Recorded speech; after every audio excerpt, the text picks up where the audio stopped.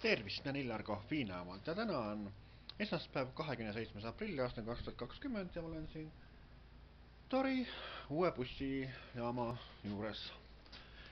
Ja kuigi selles saate pealkiri on mis teie kodus uudistega, siis ma nagu räägiksin, mis nagu Toris siin uudist on, et Tori bussijaam sai siin juba talvel valmis, aga näete, täna veel endiselt uks on lukus, sisse ei saa, kuigi on kirjas, et on avatud ühesõnaga niimoodi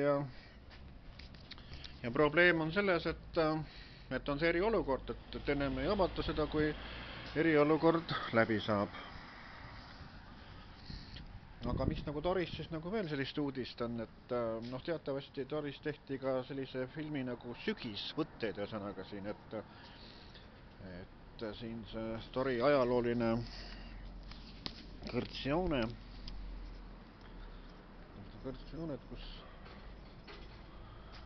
kus siin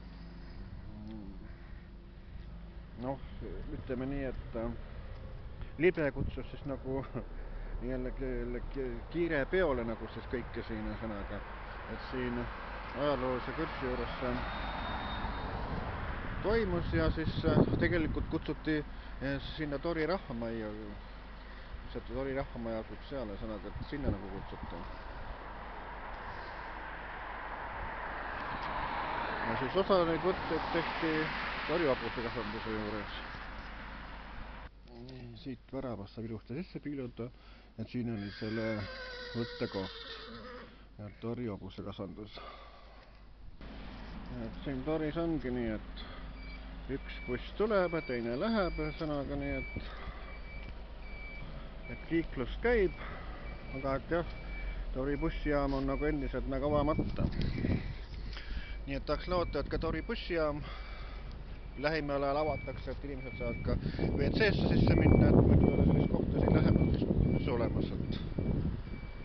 Ja selline ringvaade siis Toris, mina Illar Kohviinaavalta, nägemist!